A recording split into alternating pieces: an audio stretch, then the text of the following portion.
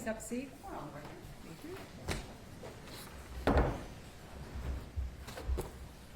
Good afternoon. It's Thursday, April 23rd, 2026. We are here on case number 26 CR 88. The matter's captioned State of Ohio versus Caleb C. Flynn. So are you Caleb Flynn? Yes, Your Honor. All right, this matter comes on for hearing. Court and counsel had a brief status conference to discuss some particular trial issues. There are several motions that are set for hearing today, and we are going to discuss those here on the record.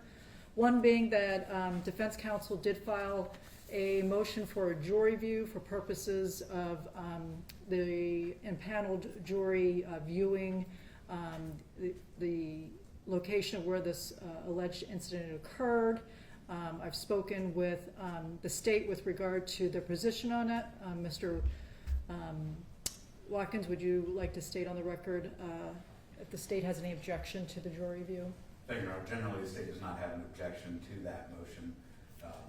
Counsel for the defendant and the state had plans to take a look at the location in question and just ensure that it's still in a similar condition as it was at the time. If that's the case, the state won't have an objection to that motion. I know the court has asked both the defense and the state to collaborate and come up with kind of some ground rules for that jury view so that we can agree on, and I think we'll get there, Judge. Okay.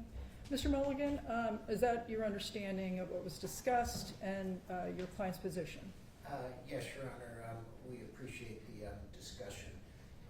We're okay with the jury view so long as the kitchen hasn't been moved, the garage hasn't been moved, the rooms in the house haven't been moved, to the extent that I don't even care if the roof is not there anymore, as that's not relevant to this particular case. I would like the jury to be able to see the ingress and egress from the home and the location of various rooms in the home, so it's really not terribly complicated.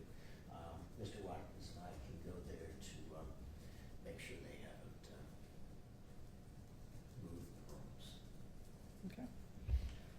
Well, based upon the parties' discussion and the court's understanding of that, as well as what's been put here on the record, the court finds good cause for granting the jury view. As noted, the state has volunteered to provide some type of layout or map of the home, and the areas that will be viewed by the impaneled jury a list will be provided by counsel for the court to have the jury consider. Typically, the court will have the state of Ohio provide transportation and security for the jury and the court's bailiff, and there will be the particulars of all the logistics will be set forth in a formal order by this court.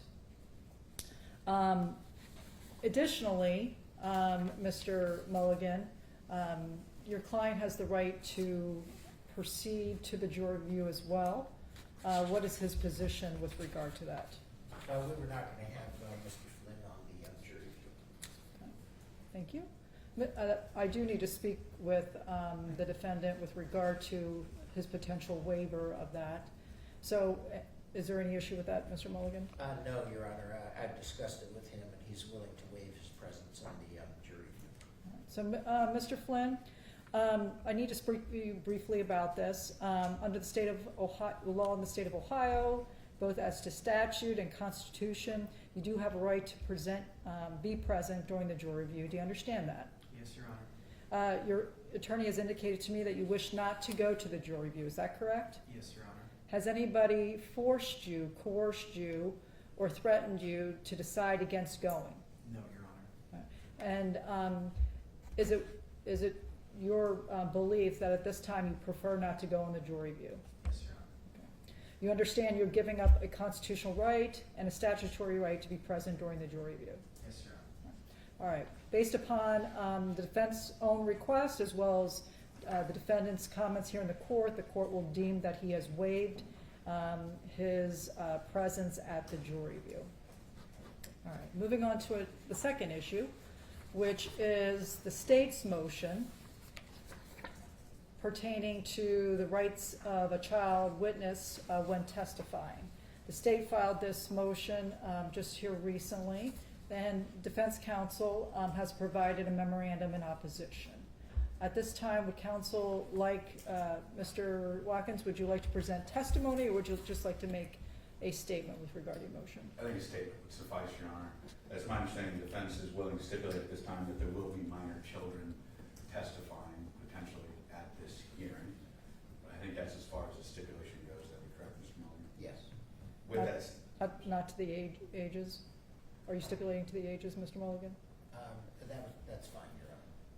the ages would be 9 and 12, Your Honor. Thank you. Go ahead. Thank you, Your Honor. The defendant filed a response to my motion yesterday evening. In that motion, they asked the court to focus on Ohio Revised Code Section 2945.481. I believe the defendant has done that because he knows he has no argument against the state's motion as written in regards to Revised Code Section 2945.483. This court, the state is just simply asking the court to enforce the rights that these young children have while they testify in this court. Thank you. Thank you, Mr. Watkins. Mr. Mulligan, at this time, would you like to make a statement? Yes, Your Response. Honor. I would point the court to State v. Johnson, which was a unanimous decision from the Second Circuit Court of Appeals. It was decided on March 6, 2026, and in that case, Judge Huffman, Judge Lewis, and Judge Tucker unanimously overturned the Johnson matter. There is no question at this point, based on the statement that has been made thus far, that there's been no showing whatsoever that these particular children are unable to testify. There's been no case-specific findings that any preventative or precautionary measures are necessary, and a review of State v. Johnson would suggest that, particularly in the absence of case law on Section 483, that it runs the potential of reversing this case if the rights of Mr. Flynn are violated. In that particular case, they specifically found that it was harmful error and overturned it.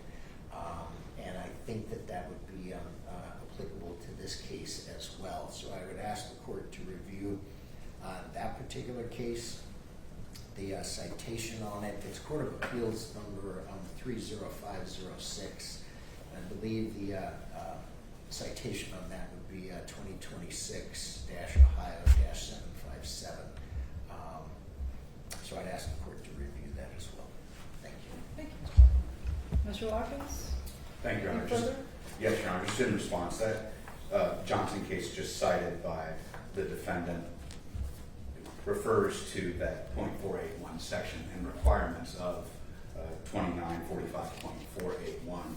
The things that Mr. Mulligan just mentioned are required under that .481 statute. The legislature did not include a single one of those in .483. Well, the court will take the matter under advisement as to the child witness testifying under 483 of the revised code of 2945, issue a written decision. Otherwise, this matter is scheduled for a 2-week trial, at least a 2-week trial to begin on May 4th, and we will be proceeding in that fashion. Are there any other matters we need to discuss? Mr. Mulligan?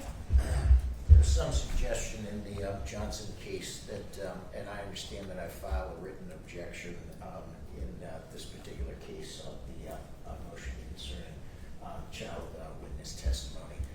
I believe I'm required to preserve that error, so I would ask for permission to do that. You may. Thank you.